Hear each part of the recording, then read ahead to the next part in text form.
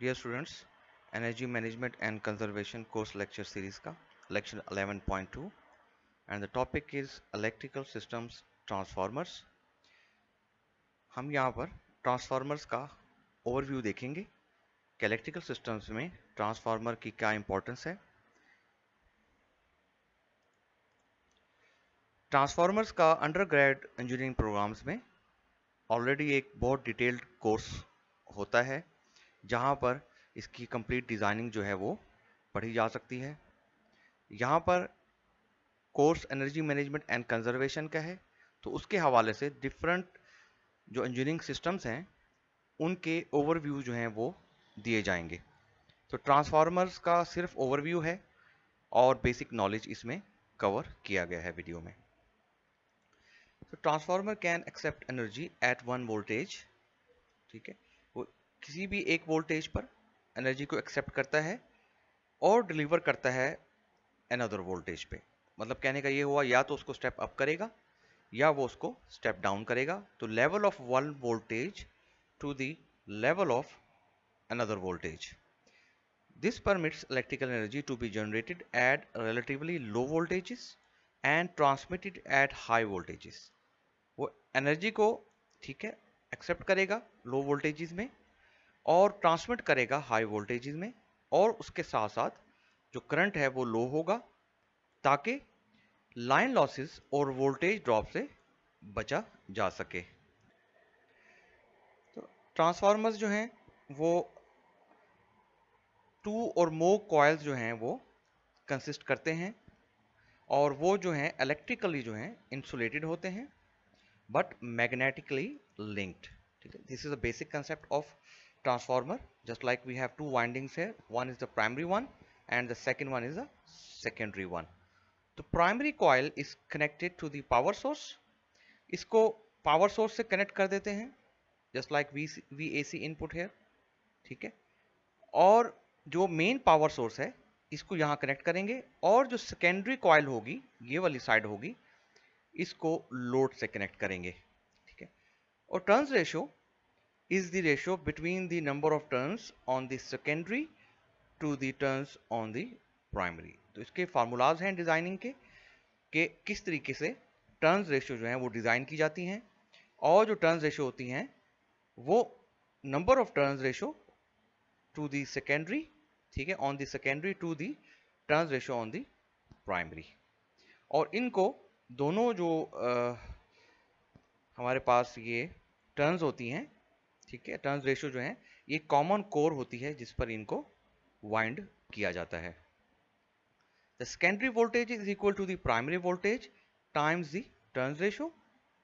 Ampere turns are calculated by multiplying the current in the coil times the number of turns. तो ये these are theoretical formulas जो हैं वो यहाँ पर लिखे गए हैं ताकि आप लोगों के कंसेप्ट क्लियर हो सके। Primary ampere turns are equal to the secondary ampere turns, और voltage regulation of the transformer is the percent increase in voltage from full load to the no load. तो वोल्टेज रेगुलेशन है वो क्या पर कितने percent increase करेगी transformer की, ठीक है, from full load to the no load. तो ये एक बेसिक थ्योरी है ट्रांसफार्मर्स की जो यहाँ पर बताई गई है। अब rating and location of transformers के हवाले से कुछ देख लेते हैं।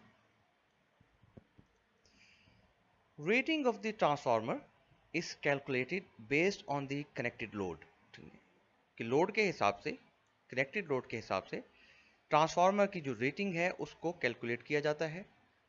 And applying the diversity factor, ये डायवर्सिटी फैक्टर क्या है ये देख लेते हैं नेक्स्ट लाइंस में, कि applying the diversity factor on the connected load, ठीक है, जो भी कनेक्टेड लोड है उस पर डायवर्सिटी फैक्टर है उसके थ्रू रेटिंग जो है वो कैलकुलेट की जाती है प्लस कनेक्टेड लोड के साथ। Applicable to the particular industry, ठीक है, and arrive at the KVA rating of the transformer. तो डिफरेंट इंडस्ट्री जो हैं पर्टिकुलर उन पे एप्लीकेबल होगा और डिफरेंट जो केवीए रेटिंग होंगी ट्रांसफार्मर की वो आकर यहाँ पर मीट करेंगी ट्रांसफार्मर पे जो केवीए रेटिंग में ट्रांसफार्मर होगा। तो diversity factor is defined as the ratio of overall maximum demand, जो भी मैक्सिमम डिमांड है ठीक है, वो of the plant to the sum of the individual maximum demand of the various equipments. जो वेरियस इक्विपमेंट्स अवेलेबल होंगे industry के अंदर, ठीक है, इंडिविजुअल, ठीक है, maximum demand of the various equipments, उनका सम होगा, और जो ओवरऑल मैक्सिमम डिमांड होगी उसका रेशियो जो है, इसको डाइवर्सिटी फैक्टर कहते हैं। और diversity factor varies from industry to industry according to the different industry size, ठीक है, ऑपरेशंस और प्रोडक्ट की जो भी आउटपुट है उसके हिसाब से डाइवर्सिटी फैक्टर जो है वो इंडस्ट्री का वेरी करेगा and depends on various factors such as individual loads, load factor and future expansion needs of the plant। कि प्लांट की जो फ्यूचर की एक्सपेंशन है उनकी क्या नीड्स हो सकती हैं। Diversity factor will always be less than 1। अब लोकेशन देख लेते हैं कि लोकेशन ऑफ ट्रांसफार्मर की क्या इंपॉर्टेंस है। The location of the transformer is very important as far as distribution loss is concerned, क्योंकि डिस्ट्रीब्यूशन लॉस को बचाने के लिए ट्रांसफार्मर की जो लोकेशन है वो बहुत इंपॉर्टेंट है, ताकि एंड यूजर तक जो है वो जो इलेक्ट्रिसिटी पहुंच रही है वहां पर जो डिस्ट्रीब्यूशन हो रही है डिफरेंट ऑर्गेनाइजेशंस को, इंडस्ट्रीज को, और इसके अलावा जो होम यूजर्स हैं वहां तक, तो किस तरीके से लोकेशन ऑफ ट्रांसफार्मर जो है वो सफर करेगी अगर डिस्ट्रीब्यूशन लॉस ज़्यादा या कम होंगे। Transformer receives high transmission voltage from the grid and step it down to the required voltage. ये डिस्ट्रीब्यूशन सिस्टम्स पे ये प्रोसेस किया जाता है। Transformer should be placed close to the load centres. ये इंपॉर्टेंट पॉइंट है कि ट्रांसफार्मर्स को लोड सेंटर के करीब प्लेस्ड किया जाए।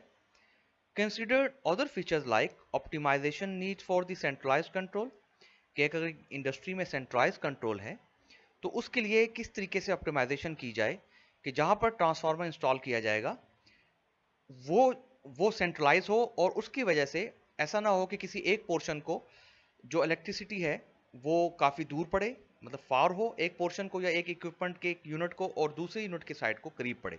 तो इसकी ऐसी प्लानिंग की जाए सेंट्रलाइज कंट्रोल में खास तौर पर कि वो ऑप्टिमाइजेशन नीड जो है वहां पर पूरी हो और लॉसेस से, डिस्ट्रीब्यूशन लॉसेस से बचा जा सके। ऑपरेशनल फ्लेक्सिबिलिटी उसमें होनी चाहिए, ठीक है, और इसके अलावा बहुत सारी चीज़ें हो सकती हैं।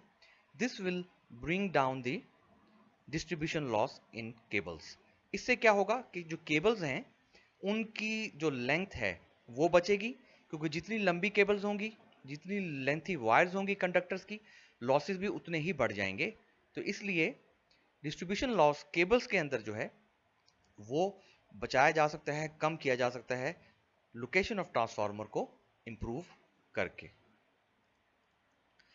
ट्रांसफार्मर लॉसेस एंड एफिशिएंसी का ओवरव्यू देख लेते हैं कि कितनी होंगी और क्या एफिशिएंसी इनकी होती है ट्रांसफार्मर की, और लॉसेस कौन कौन से हैं। एफिशिएंसी जो है वो वेरी करेगी, ठीक है, डिफरेंट 96 टू 99%। ये इसकी मिनिमम टू मैक्सिमम रेशियो है, और एफिशिएंसी ट्रांसफार्मर की बहुत अच्छी है। 99% तक अगर ये जाती है तो इसका मतलब ये हुआ कि ये बहुत अच्छी एफिशिएंसी है। तो एफिशिएंसी 96 टू 99% वेरी करेगी। It not only depends on the design but also on the effecting operative load. जो भी लोड होगा उसको इफेक्टिवली जो है वो लोड को मैनेज करना पड़ेगा according to the transformer rating, ताकि जो भी एफिशिएंसी है वो मैक्सिमम मिल सके, ठीक है। Transformer losses consist of two parts, no load loss and load loss. तो पहले देख लेते हैं नो लोड लॉस। तो अगर नो लोड लॉस होगा तो इसका मतलब है कि आउटपुट पर तो कोई लोड लगा नहीं हुआ, तो ट्रांसफार्मर का जो इंटरनल स्ट्रक्चर है उसमें लॉसेस होंगे, और वो इंटरनल जो स्ट्रक्चर है वो कोर लॉस कहलाएगा, उसको हम कह सकेंगे। तो ये क्या है, is the power consumed to sustain the magnetic field in the transformer steel core.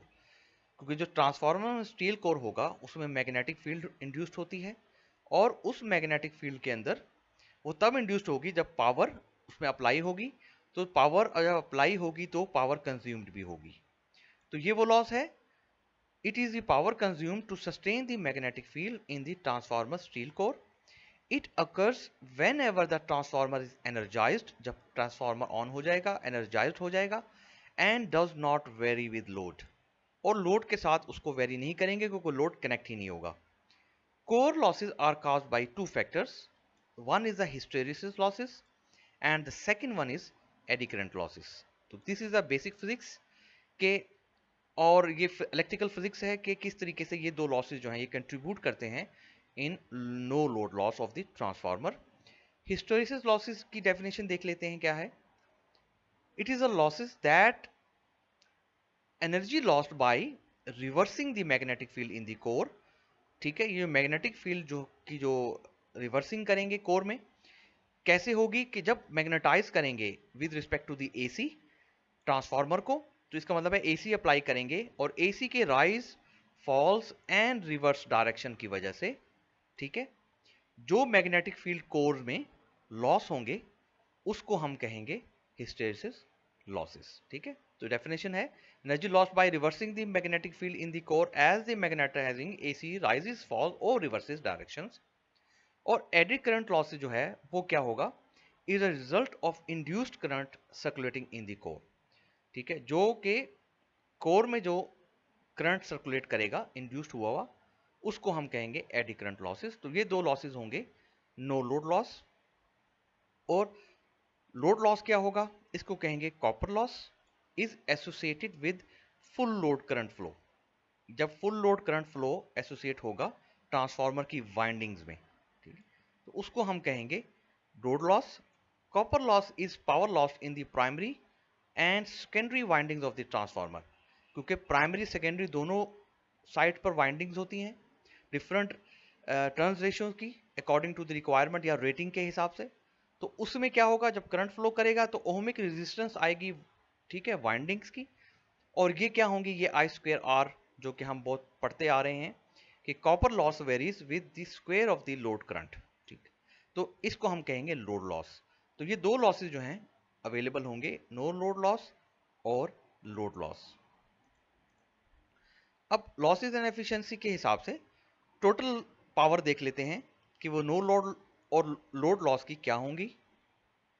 एक सिंपल फार्मूलाज हैं उसके हिसाब से देख लेते हैं. For a given transformer the manufacturer can supply values for no load loss जिसको हम पी नो लोड कहेंगे एंड लोड लॉस जिसको पी लोड कहेंगे.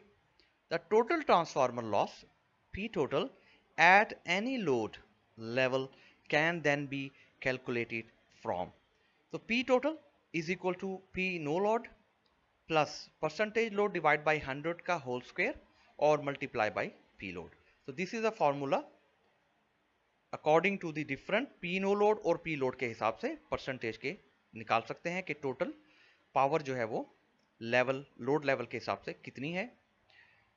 When transformer loading is known, और जब पता लग जाए कि ट्रांसफार्मर की लोडिंग क्या है, the actual transformer loss at given load can be computed as. तो फिर हम लॉसेस जो हैं कि जब हमें पता होगा कि एक्चुअल लोडिंग क्या है तो फिर हम लॉसेस यहां से निकाल सकते हैं पावर के. No load loss plus KVA load divide by rated KVA का होल स्क्वायर और multiply by full load loss. तो ये दो फार्मूलाज जो हैं अवेलेबल हैं यहाँ पर. ये एक छोटा सा ग्राफ देख लेते हैं कि जिसमें परसेंटेज ऑफ रेटेड कैपेसिटी कितने किलोवाट लॉस जो है वो कंट्रीब्यूट करेगी. तो अगर हम यहाँ देखें कि अगर 5% कैपेसिटी रेटेड कैपेसिटी पे हो तो इसके हिसाब से डिफरेंट यहाँ पर हमारा जो कोर लॉस और वाइंडिंग लॉस हम देख सकते हैं. दिस इज अ, ये हमारे पास है वाइंडिंग लॉस और ये है कोर लॉस. तो कोर लॉस तकरीबन सेम चल रहा है कॉन्स्टेंटली, ठीक है, 0.5 किलोवाट लॉस का. और इसके बाद अगर हम इसको बढ़ाते जाएं एफिशिएंसी को तो कोर लॉस में कोई डिफरेंस नहीं आएगा, कोर लॉस जो है वो कांस्टेंट रहेगी. लेकिन जो वाइंडिंग लॉस है इसका मतलब ये हुआ कि ये हमारा लोड लॉसेज हैं. लोड लॉसेज जो हैं ये हमारे ये चेंज होंगे with respect to the rated capacity के हिसाब से. तो हम देख रहे हैं कि जैसे जैसे रेटेड कैपेसिटी बढ़ रही है वैसे वैसे किलोवाट के हिसाब से लॉसेस भी इंक्रीज कर रहे हैं. तो 100% तक पहुंच के तकरीबन 2.50 पर किलोवाट लॉस जो है वो हमें नजर आ रहे हैं। तो ये according to the different material used in the transformer और रेटिंग ऑफ ट्रांसफार्मर, तो ये ग्राफ भी डिफरेंट हो सकता है, लेकिन जस्ट ये समझाने के लिए यहाँ पर कि किस तरीके से percentage of rated capacity effect डालेगी in the form of kilowatt loss में। और ये जो कोर लॉस हैं ये चेंज नहीं होंगे, ये कांस्टेंट रहेंगे, क्योंकि ये नो लोड लॉस हैं। जो लोड लॉसेज हैं वो with respect to the different rated capacity change होते रहेंगे। अब वोल्टेज फ्लक्चुएशन कंट्रोल देखते हैं कि कितने टाइप के हमारे पास जो टैप चेंजर होते हैं जिससे हम वोल्टेज की रेगुलेशन जो है वो कर सकेंगे। A control of voltage in a transformer is important due to frequent changes in supply voltage level। तो ये कंट्रोल जो है वोल्टेज लेवल्स का ये इंपॉर्टेंट है, ठीक है, क्योंकि due to the frequent change in the supply voltage, whenever the supply voltage is less than the optimal value, जो भी ऑप्टिमल वैल्यू है अगर उससे सप्लाई वोल्टेज कम होगा तो उसका नुकसान क्या होगा, there is a chance of nuisance tripping, जो अनवांटेड ट्रिपिंग होती है, ऑफ वोल्टेज सेंसिटिव डिवाइसेस, जो भी सेंसिटिव डिवाइसेस हैं वोल्टेज के जो कि इंडस्ट्री में घरों में इस्तेमाल हो रहे होते हैं, तो वोल्टेज की सप्लाई अगर फ्लक्चुएट करेगी तो उससे नुकसान ये होगा कि ये बर्न आउट हो सकते हैं, इनकी वाइंडिंग्स चल सकती हैं, और इनके अलावा इनके इलेक्ट्रॉनिक इक्विपमेंट्स जो पार्ट्स हैं, इलेक्ट्रॉनिक सर्किटरी जो है वो भी डैमेज हो सकती है वोल्टेज फ्लक्चुएशन के कंट्रोल ना होने से। तो voltage regulation in transformers is done by altering the voltage transformation ratio with the help of tapping. तो क्या होगा, डिफरेंट टर्न्स रेशियो की, ठीक है, ट्रांसफार्मर के अंदर ऑप्शंस मौजूद होंगी, टैप्स मौजूद होंगे, तो ऑल्टरिंग की जा सकेगी, ठीक है, उन टैप्स के थ्रू डिफरेंट कनेक्शंस पर। There are two methods of tap changing facility available. One is off-circuit tap changer and the second one is on-load tap changer. तो पहला देख लेते हैं। पहला है ऑफ सर्किट टैप चेंजर, और जिसको हम कहेंगे कि नो लोड टैप चेंजर। इसमें यह कि लोड जो है वो कनेक्टेड नहीं होगा। तो it is a device fitted in the transformer, ये ट्रांसफार्मर के अंदर फिट होगा, which is use to vary regulate the voltage transformation ratio. Just like हम यहां देख सकते हैं कि यहां पर डिफरेंट ट्रांसफॉर्मेशन रेशियोज की, ठीक है, कॉइल्स जो हैं वो उनके कनेक्शंस अवेलेबल हैं, और with respect to this tapping, ठीक है, इस टैपिंग के थ्रू ये जो कनेक्शन है इसको मूव किया जा सकता है अब किसी भी ट्रांसफॉर्मर रेशियो पर, ठीक है। और इससे फायदा क्या होगा, इससे फायदा ये होगा कि requirement of different voltage levels achieve किए जा सकेंगे। Here the voltage levels can be varied only after isolating the primary voltage of the transformer। तो प्राइमरी वोल्टेज जो है उनसे आइसोलेट कर दिया जाएगा ट्रांसफार्मर को, और फिर इनके वोल्टेज के जो लेवल्स हैं उनको टैप किया जाएगा, सेलेक्ट किया जाएगा। जस्ट लाइक हम यहाँ देख सकते हैं कि डिफरेंट टैपिंग है, ठीक है, और उसके बाद इनकी डिफरेंट कनेक्शंस को मूव कर कर इस एरिया को, ठीक है, टैप को मूव कर कर डिफरेंट वोल्टेज जो कनेक्शंस हैं, ठीक है, लेवल के वहां तक मूव किया जाएगा। सेकंड देख लेते हैं, ऑन लोड टैप चेंजर। ये क्या है, the voltage levels can be varied without isolating the connected load to the transformer. तो इसके अंदर जब लोड ऑन होगा तो वोल्टेज लेवल्स जो हैं वो वेरी किए जाएंगे without isolating the connected load. तो इसको आइसोलेट नहीं करेंगे लोड के साथ, ठीक है, इसको नहीं हटाया जाएगा, लोड ऑन रहेगा और ट्रांसफार्मर के साथ कनेक्ट रहेगा। To minimize the magnetization losses and to reduce the nuisance tripping of the plant, the main transformer, ठीक है, जो कि ट्रांसफार्मर होगा receive supply from the grid, जो कि सप्लाई ग्रिड से जो है वो रिसीव कर रहा होगा। Main transformer should be provided with on load tap changing facility. जो मेन ट्रांसफार्मर है, ठीक है, जहां से ग्रिड की सप्लाई जो रिसीव हो रही है वहां पर ये on load tap changing facility provide की जाएगी डिजाइनिंग स्टेज के अंदर। और इसके बाद क्या होगा, डाउनस्ट्रीम डिस्ट्रीब्यूशन ट्रांसफार्मर से can be provided with of circuit tap changer. कि जो डिस्ट्रीब्यूशन फैसिलिटीज़ के अंदर जो डिस्ट्रीब्यूशन ट्रांसफार्मर होते हैं जो कि एंड यूज़र तक इलेक्ट्रिसिटी को प्रोवाइड करते हैं, वहाँ पर जो है on load tap changing facility नहीं प्रोवाइड की जाएगी। वहाँ पर ऑफ सर्किट टैप चेंजर जो हैं वो प्रोवाइड किए जाएंगे, ठीक है। लेकिन जो डिज़ाइनिंग लेवल है और जहाँ पर ग्रिड से जो मेन सप्लाई आ रही है ताकि उससे आगे स्टेप डाउन किए जा सके, वहाँ पर डिज़ाइनिंग स्टेज में ही इसको on load tap changing facility को यूज़ किया जाएगा। The on load gear can be put in auto mode भी लगाया जा सकता है या मैनुअली कनेक्ट भी किया जा सकता है depending on the requirement tap change करने के लिए। और on load tap changer can be arranged for transformer of size 250 kVA onwards. तो यहाँ से अंदाजा हो रहा है कि 250 kVA जो है वो नॉर्मली हाई ट्रांसमिशन लाइंस की जो इलेक्ट्रिसिटी होती है वहाँ ग्रिड से आ रही होती है डिस्ट्रीब्यूशन लेवल पर, ठीक है, और स्टेप डाउन करने के लिए।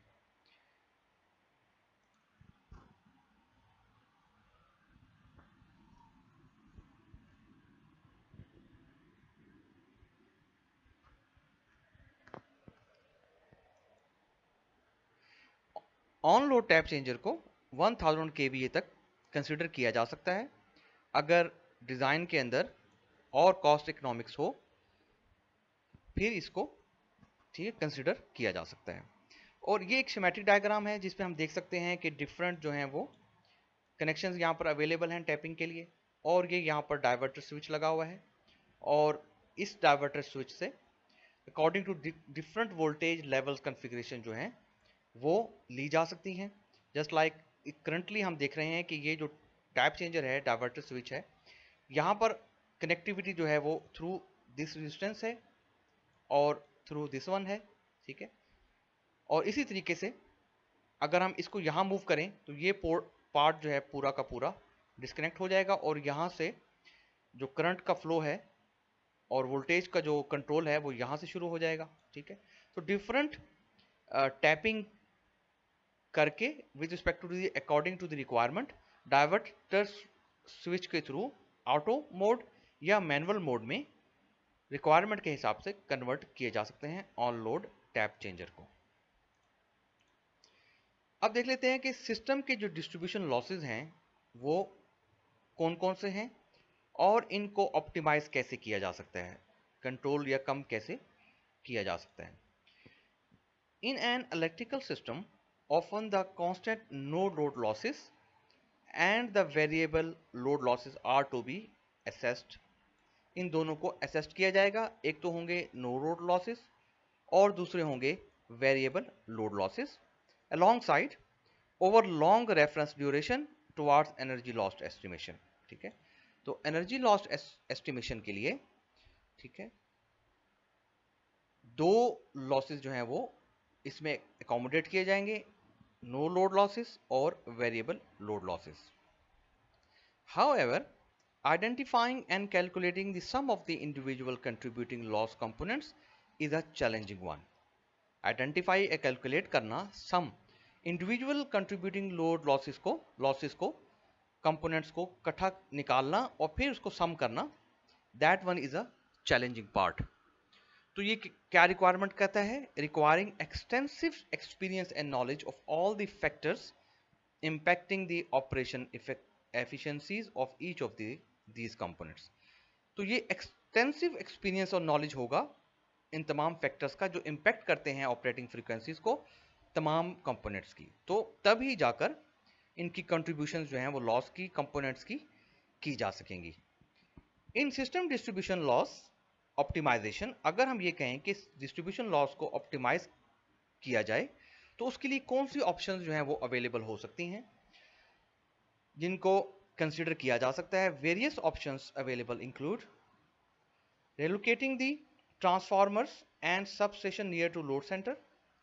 तो जो अगर लोड सेंटर से दूर लगे हुए हैं ट्रांसफार्मर तो उनको रिलोकेट कर दिया जाए और करीब लोड सेंटर्स के करीब लगाया जाए, ठीक है। Rerouting and reconducting such feeders and lines where the losses of voltage drops are higher. कि हम ये देख रहे हैं कि वोल्टेज ड्रॉप्स जो हैं वो ज़्यादा हायर हैं लाइंस और फीडर्स के, तो इसका मतलब है या तो उनकी जो रूट हैं वो ठीक नहीं है केबल्स का, ठीक है, वो बहुत लेंथी है, बहुत लंबा है जिसकी वजह से लॉसेस बहुत ज़्यादा आ रहे हैं आई स्क्वायर आर, और वोल्टेज ड्रॉप हो रहा है, या जो कंडक्टर्स बीच में इस्तेमाल हुए हुए हैं वो कंडक्टर्स की जो क्वालिटी है, वो कंडक्टर्स की जो स्पेसिफिकेशन है, वो अकॉर्डिंग टू दी जो लाइंस हैं उसके मुताबिक नहीं है। तो इन दोनों को राउटिंग चेंज कर दी जाए, या कंडक्टिंग की जो क्वालिटी है या उसका जो गेज है उसको बढ़ा दिया जाए। Power factor improvement by incorporating capacitors at load end. तो कैपेसिटर्स के जो बैंक्स हैं उनको यूज किया जाए लोड एंड पे, ताकि पावर फैक्टर इंप्रूवमेंट हो सके, और पावर फैक्टर इंप्रूवमेंट से जो कैपेसिटी है लोड की, जो ट्रांसफर की, इलेक्ट्रिसिटी ट्रांसफर की with respect to the grid to the end user, वो ठीक हो सके। Optimum loading of transformers in the system, जो भी ट्रांसफार्मर यूज किए जा रहे हैं उन उनकी जो लोडिंग है वो ऑप्टिमम रखी जाए, कि ना कि उनको ओवरलोड कर दिया जाए, ताकि और उससे वो ट्रिपिंग हो, और ट्रिपिंग होने से फिर लॉसेस होंगे और वोल्टेज फ्लक्चुएशन आएगी। Opting for lower resistance all aluminium alloy conductors. ये it is a new technology conductor जो वायर में इस्तेमाल किया जाता है, जिसको हम कहते हैं special alloy with magnesium and silicium. ये क्या है, ये एक्सीलेंट कंडक्टिंग वैल्यू रखता है, जो कि हमारे कन्वेंशनल सिलिकॉन या जर्मेनियम कंडक्टर्स जो हैं उनको यूज़ किया जाता है, उनसे ये बहुत ज़्यादा बेहतर है, और लोअर रेजिस्टेंस इसकी खसूसियात प्रॉपर्टीज़ में शामिल है।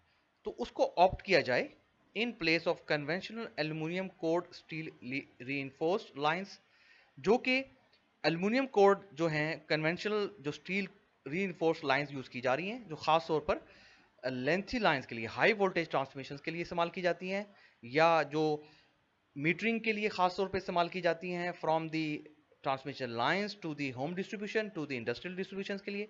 तो इनको कन्वेंशनल इनको चेंज करके इस special all aluminium alloy conductors की तरफ मूव किया जाए, ऑप्ट किया जाए। और इसके अलावा minimizing losses due to weak links in distribution network. जो लिंक्स हैं जहां पर जंपर्स होते हैं, लूज कॉन्टैक्ट्स हैं, उनको ठीक किया जाए। लॉसेस मतलब जो लूज कॉन्टैक्ट्स हैं उनको प्रॉपर जो है वो कॉन्टैक्ट्स को मेंटेन किया जाए। ओल्ड ब्रिटल कंडक्टर्स, जो पुराने कंडक्टर्स हो चुके हैं जिन पे जंग है, या इसके अलावा उनकी जो क्वालिटी है वो ख़राब हो चुकी है, उनको चेंज किया जाए, लिंक्स बदले जाएं, ताकि जो लॉसेस हैं उनको मिनिमाइज किया जा सके। अब डिस्ट्रीब्यूशन लॉसेस में एफिशिएंसी देख लेते हैं कि किस तरीके से डेटोरेट करती है एफिशिएंसी, और किन किन चीज़ों की वजह से। तो हम यहाँ पर इक्विपमेंट की लिस्ट है, जिसमें outdoor circuit breaker, generators, transformers, low voltage switch gears, cables, rectifiers, capacitors. तो ये डिफरेंट इक्विपमेंट्स जो हैं वो यहाँ पर मौजूद हैं, जो कि इलेक्ट्रिकल डिस्ट्रीब्यूशन इक्विपमेंट हैं, वहाँ पर ये इस्तेमाल होते हैं डिस्ट्रीब्यूशन सेंटर्स में, क्योंकि हम यहाँ डिस्ट्रीब्यूशन लॉसेस की बात कर रहे हैं। तो energy percentage energy loss L full load variation, full load के हिसाब से हम मिनिमम लॉस के बारे में बात कर रहे हैं और मैक्सिमम लॉस। तो यहां पर हम देख सकते हैं कि मिनिमम और मैक्सिमम लॉस की एफिशिएंसी परसेंटेज के हिसाब से according to the different equipments different है यहाँ पर, और मिनिमम और मैक्सिमम देख सकते हैं। अगर हम ट्रांसफार्मर की बात करें तो 0.40 मिनिमम, 1.90 मैक्सिमम है। और इसी तरीके से अगर हम केबल्स की बात करें तो इसमें अच्छी खासी जो एनर्जी एफिशिएंसी है वो लूज होती है। देखें 1% मिनिमम है, मैक्सिमम 4% है, तो ये काफ़ी ज़्यादा है। रेक्टिफायर्स में देखें 3 to 9% है। और इसी तरीके से देखें तो सबसे ज़्यादा हमें जो नज़र आ रही है वो वेरिएबल स्पीड ड्राइव्स जो अवेलेबल होती हैं स्टैटिक वाली, वो 6% to 15% है। तो इस तरीके से डिफरेंट एनर्जी लॉस जो है एफिशिएंसी, वो हम चेक कर सकते हैं with respect to the equipment, minimum और मैक्सिमम के। चलिए, थैंक यू।